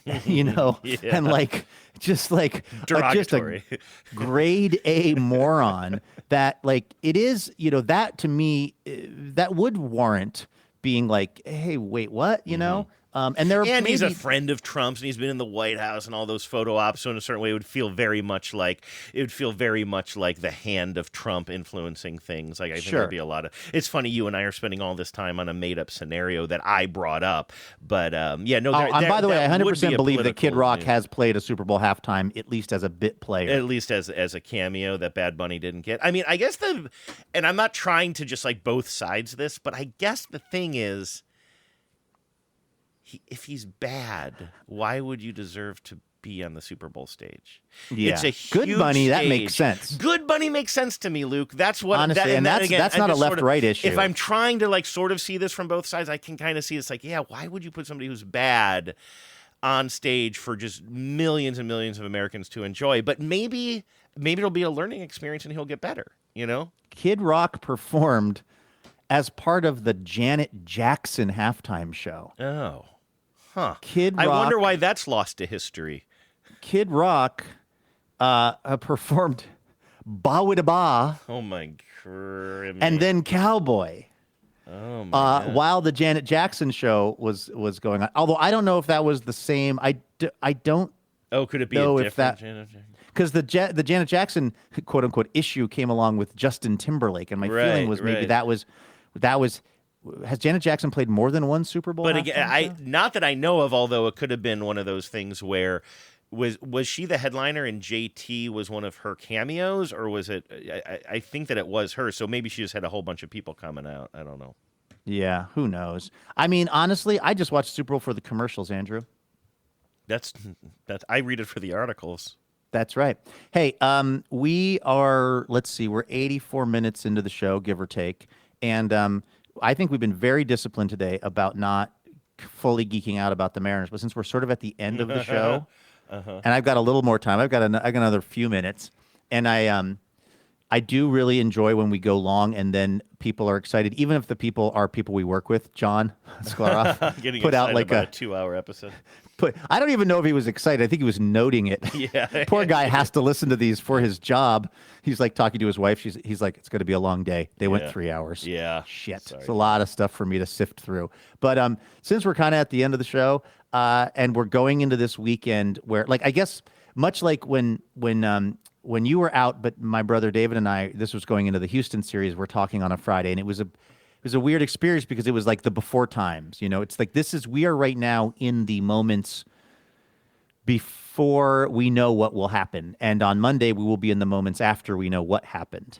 And it's weird to think that like we could just be so ebullient on Monday, or we could just be in a dark place, or it could be 1-1 and then we'd be somewhere in the middle. Yeah. What do you think is the most likely scenario for how we're going to be feeling on Monday related to these Seattle Mariners? I literally don't know if I can make a prediction. I can tell you, like, I told you this the other day on the show that, like, just being a Mariners fan for so long, they're always the underdogs. And so I'm just feeling very protective of my feelings right now. And that, like, and trying to tell myself, hey, listen, if this doesn't get off to a great start, like, it's not the end of the world. I guess I am glad that we're playing Detroit, and again, that's a vibes thing. That's not me digging into Detroit. It's not me digging into the numbers or the analysis, but it just feels better to me. For some reason, I think I would feel more anxious about the Guardians coming to town because of our recent, like literally very recent history with them, how they kind of really messed us up this season. Like, and I'm kind of like, I'm just glad that they're not bringing that energy to T-Mobile. We actually had a better record against Detroit, like against all odds. I'm not saying we want to face Skubal again, but we did have his number 2 time, so it's not a fait accompli that he's going to own us necessarily, so I sort of like that. And I do think it's a mental game, and so those things are not the worst things for all the players involved to have on their mind on both sides of the ball, you know? So anyway, I was very happy with sorry, Guardians fans, but I was very happy with the outcome yesterday. Also knowing that I probably would feel better rooting for Detroit if they do end up beating us in the long run. That's sort of where I am, but that's not the same sort of what is the word you're using? Ebullient vibes that you and your brother got to share, and I'm sorry that I can't be more like David. Well, no, we were both very, very sort of tentative. We were feeling tentatively optimistic, you know what I mean? And that's probably where I am today going into this. I mean, the things that I think are good for us that are positive are, I don't think we see Skubal until maybe game 3, because they're not going to run him out on short rest. So that's kind of good, because if we can, start hot, they may be bringing in Skubal as almost a sort of last ditch effort to try to, so we don't have to go in against their very rested a Cy Young level pitcher game one. That's always really stressful. And so the idea that we don't have to really cross that bridge for a couple of games is positive. Here's what I also think. I think that this is why this Mariners team, to me, is different than previous playoff teams we've had, and also why I feel pretty good about our chances is because it is. I don't see this being Cal Raleigh is going to hit 5 home runs and the Mariners are going to, be triumphant because Cal Raleigh is just grand slamming left and right and 360 slam dunk pointering. We have this could be Dominic Canzone Hero Series. Like this could be Victor Robles just gets hot. Did you hear that he ran with the Salmon during the scrimmage game they played a couple of days ago? I don't like that. Really, they're playing. I haven't seen it yet. I don't know. Please don't do any extra physical. I mean, I like it from its fun standpoint. I worry. I want Victor Robles at absolute full, health, etc. Well, he threw his bat at the he's been suspended for his community services. He has to go to Pike's Place Market and catch salmon for one afternoon. Pike's Places Market. I feel like here's what I like about this team is that it doesn't have to be Cal Raleigh Hero Series. It doesn't have to be even Julio Rodriguez Hero Series. We have now enough weapons that I just feel like I'm not going to be every single time Julio comes to the plate, I'm not going to be just freaking out if he doesn't have a great at bat because I feel like someone else might have a great at bat. Yeah, I agree. That's for so long we've only had maybe 1 or 2 offensive weapons that it's if those 2 folks aren't hitting well, we're in so much trouble. And I don't feel like I also think that I feel like that Houston series was transformative to this team, to the how they think of themselves, to their ability to operate under pressure. I think something shifted fundamentally in this team and in me, certainly as a fan, where I'm not going into this super duper scared. I feel like the Mariners are a better team on paper than a lot of the teams they're going to play in the playoffs, and I think we're going to win this series, and I hope the next series. Now, here is my hottest take, Andrew, and I've carefully buried this 90 minutes into the program. You think they're too old? You know how the Mariners had a couple of scrimmages? Yeah, I didn't really follow it much beyond the Robles running with the Salmon. Well, I saw on the internet, everybody was really excited because Ichiro played in it. Oh, yeah. And he made a catch and he did the no-fly zone thing. Oh, he did? I didn't see that. We love Ichiro being funny, but here's the thing. It's a little thirsty. Has anybody told Ichiro he doesn't play for the team? I thought you were gonna go. I thought this was gonna be a Julio takedown. This is an Ichiro takedown. This is interesting. I worry for we've pointed out the fact that Ichiro appears to still be suiting up every day and going and doing drills. I'm guessing he sleeps in his uniform. Years after he retired from professional baseball, and now it's he can't play for the team anymore because he's retired, and I don't think he's operating at the level of a major league ball player. But then it's they're doing a scrimmage and he's out there playing. You see this guy? He's out there playing. I'm at the Riyadh. I'm Sebastian Maniscalco at the Riyadh Comedy Festival. You see this guy? You see this Ichiro guy? He's out there playing. I Is feel Sebastian one of the people who's doing that, really? Yeah. Oh. Yeah. You see these murderous regimes that did 9/11? I knew that there are a lot of people who were mad at a lot of comedians for doing that. I did not have Sebastian on that list. I hadn't seen the complete list. The one that really bums me out is Bill Burr. Oh, because of the First Amendment warrior of the whole thing? No, because I feel like Bill Burr he does actually have a moral compass. Bill Burr is somebody who's very no-nonsense. He's very Boston-coded. But he also, and he probably says a lot of things I don't agree with, but he also says a lot of things I do agree with, and he's not I feel like he's on the right side of a lot of large issues, and he's not really worried about, I don't know, the repercussions of saying that, whether it's about Trump or other people. I don't know. I think of Bill Burr as somebody who actually has, who says that they were offered a spot there, and I believe this very much so, and they turned it down, and then the people came back and doubled the money. He turned it down again. Is Shane Gillis? Oh, really? Really? Shane Gillis, okay, I get it. I will nod of the hat. I don't know if you nod hats. Tip of the cap. Tip of the cap. Absolutely. He obviously was pulled from SNL because of stuff he said on his podcast, and it's he's he's Trump adjacent in that I don't think he's a Trump fan, but he also is not put off by Trump enough. He kind of thinks the whole thing is funny, which I find to be a kind of a dangerous worldview, actually. But to his credit, he's not in the Riyadh Comedy Festival right now. And I truly believe that they would try to get him. He would be the name to get, or one of the biggest names to get. It's not like some mid-level comedian who's like, well, they doubled the money and I didn't take it. And you're like, really? I could use the receipts there, buddy. I would imagine that like Nate Bargatze was at the top of their list.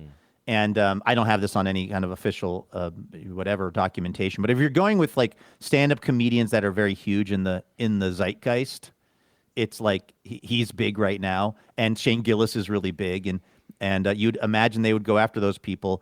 Mark Maron has been kind of one of the leading, and also, by the way, David Cross released, I thought, just an absolutely great sort of statement on this whole thing. Yeah? Oh, it probably on the Tiki Talks, and I'll I think it was a written statement. Oh, David okay. Cross on Riyadh Film Fest. I was sort of mad at David Cross when he got, like, when people were slamming him about being in, like, Alvin and the Chipmunks 3 Chipwrecked, and then he wrote, like, people were just kind of roasting him because it was like, what an artistically bereft project. And his response was, it bought me my weekend house. Yeah. You didn't like that? I always thought that was kind of funny. I kind of didn't like it because I kind of thought, like, I mean, I may have to revisit what the actual thing was, but like my thing with David Cross has always been, I think he's one of the funniest people I've ever seen when he's performing in things, whether it's Mr. Show or Arrested Development or a lot of other things. I have found him as a person in the world to be kind of hard to deal with. Like, I don't know him, I've never met him, but he seems a little bit prickly to me. Yeah, he seems like a difficult person, certainly as part of this whole thing, yeah.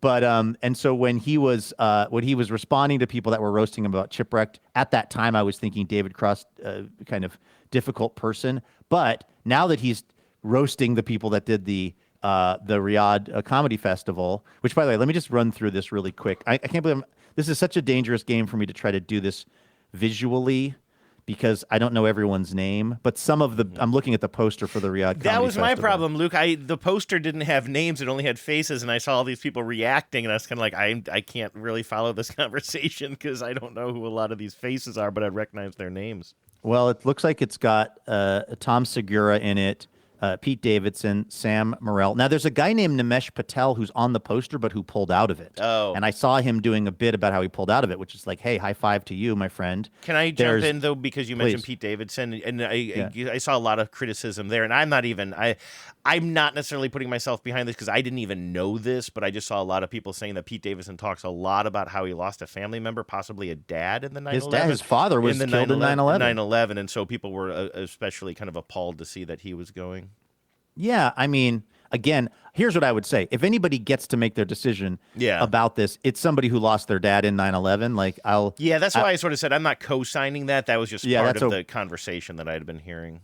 Totally. But then it's just like, it's like Chappelle is going to be there, Aziz Ansari, Chris DiStefano, the guys from the Bad Friends pod, which is like Andrew Santino and Bobby Lee, Bill Burr, as I mentioned, Joe Coy, the Pride of Tacoma, Washington, Russell Peters, who's like but Andrew, I'm doing this, by the way, by face. I want to be clear. This is messed up. Why do I know all of these people's faces this closely? Good for you, because I did not. I guess. Sebastian Maniscalco will be there. My buddy from Wait, Maz Jobrani will be there, which, here's the thing. How do I put this carefully? It makes a lot more sense to me that Maz Jobrani would do it than Kevin Hart, who's also going to be there. And the difference is, like, Kevin Hart is probably almost a billionaire. Mm-hmm.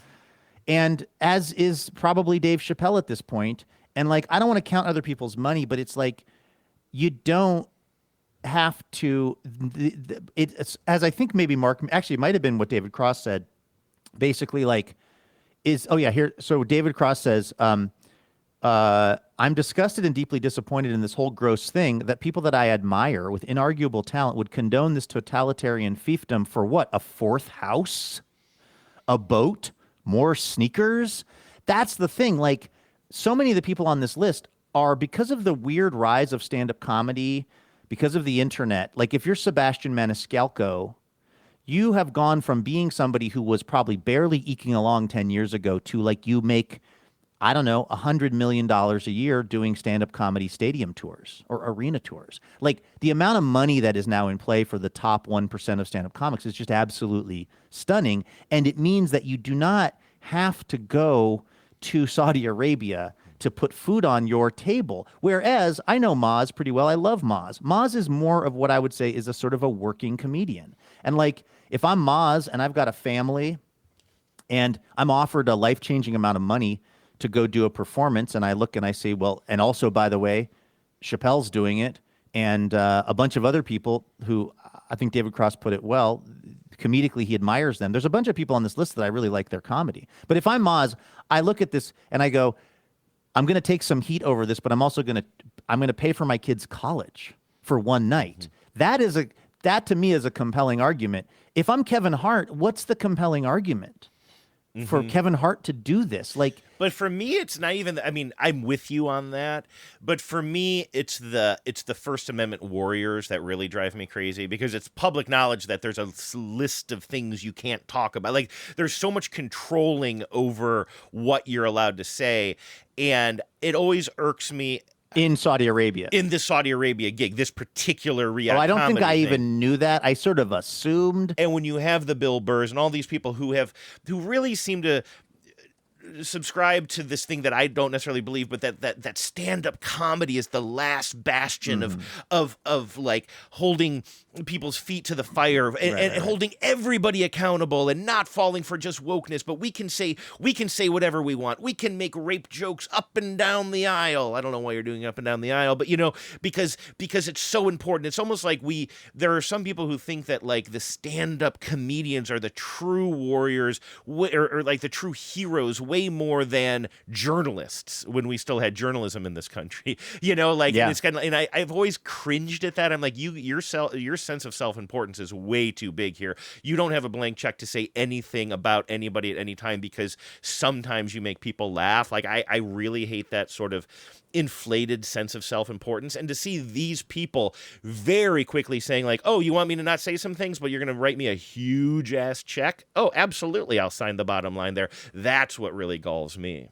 This is so depressing, Andrew. I'm reading the New York Times write-up of the Riyadh Comedy Festival, which maybe because of time differences or something, it's like already happened. I don't know. It's very confusing. But this is from the Times. This is Ismail Nar and Erica Solomon writing about Dave Chappelle's set. This is the quote from Dave Chappelle. This is on stage in Saudi Arabia. Right now in America, they say that if you talk about Charlie Kirk, you'll get canceled, the comedian Dave Chappelle quipped on Saturday at the Riyadh Comedy Festival, the first event of its kind in Saudi Arabia. I don't know if that's true, but I'm going to find out. A headline act, Mr. Chappelle was met with whoops and cheers and applause as he told an audience of 6,000 people, it's easier to talk here than it is in America. Oh, my God. That's just... That might have to end my relationship with Dave Chappelle's comedy, like just as a consumer of it or whatever, or as a watcher of it, as an observer of it, because that is one of the dumbest things I've ever heard anyone say in my life. Like, it is Dave Chappelle of the opinion that there is more free speech in Saudi Arabia than there is in America? Is he truly of that opinion? Because if he is of that opinion, he is so wrong and he is so unbelievably dumb. I just can't, like, or just has through his own like fame and like he's lost a view of reality. Yes, has become untethered from reality. The hot air balloon that is Dave Chappelle is unmoored from those ropes and stakes that were pounded into that state fair grassy field, and he's now floating in just complete bullshit land. Like, the fact that I don't have to remind everyone of the fact that Saudi Arabia killed and dismembered Jamal Khashoggi, and that there are comedians in Saudi Arabia who have been killed and disappeared for making fun of the ruling regime there. Also, if you are a LGBTQ person and you literally say anything, you can be imprisoned and killed for existing. Like, the idea that Dave Chappelle would say that is so, just really bums me out at my core. I don't know why that bums me out so much, but I am not like, I haven't been like the world's biggest Dave Chappelle stan. In fact, honestly, like, even when the Chappelle show when everybody was worshiping at the altar of the Chappelle Show, I always remember thinking there are some funny sketches, but I was never quite at the front of the line of people that were, obsessed with him and his comedy the way some folks were. And then his stand-up, I've always thought it's interesting, his approach to it. It's not been the stuff that I've been the most taken by comedically. But all that to say, for some reason, I feel very let down that he said that in Saudi Arabia. And boy, I'm just trying to fact check myself on the fly about list of banned topics. I want to make sure that that's true before we end the show. Yeah, this is what brought me to that. This article. Can you confirm it? Because I want to say though, in my poking around here, I'm seeing that is the headline now. Dave Chappelle. If you type in Riyadh, like that is the main headline now, and that is going to be quoted by knuckle dragging idiots. Have you found any indication that anything I said about this list of banned topics actually exists, or am I just like I got to get off a blue sky?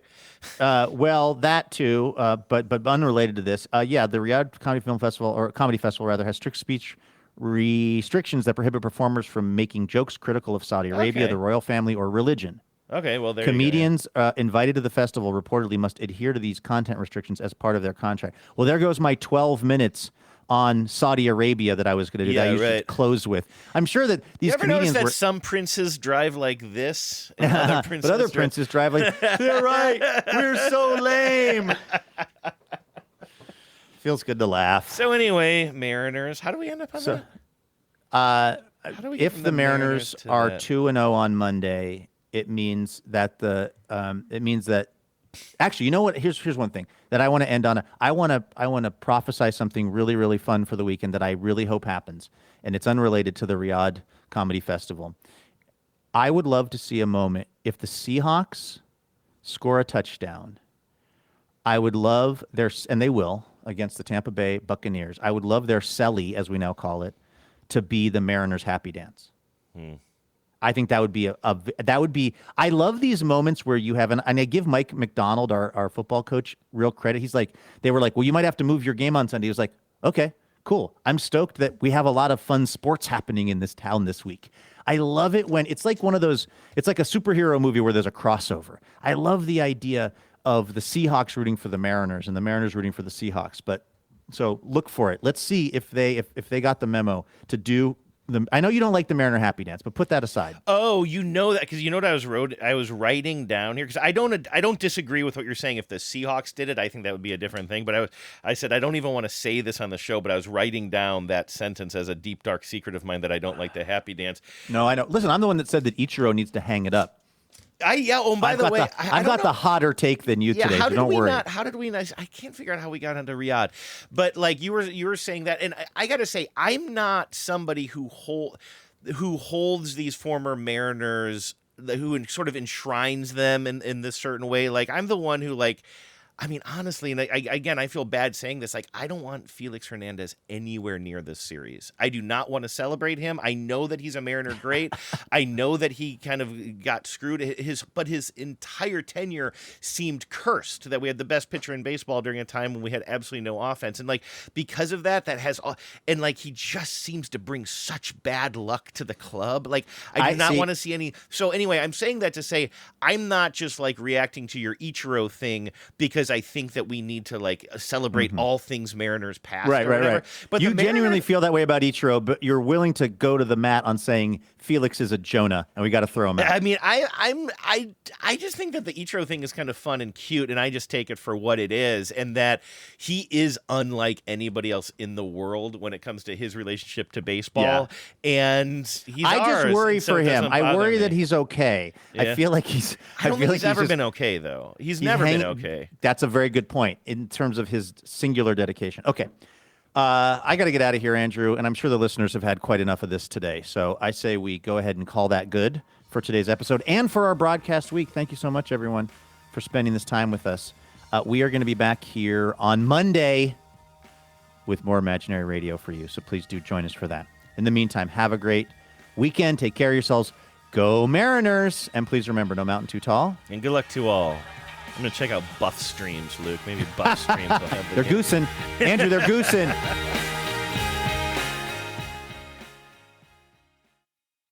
Power out.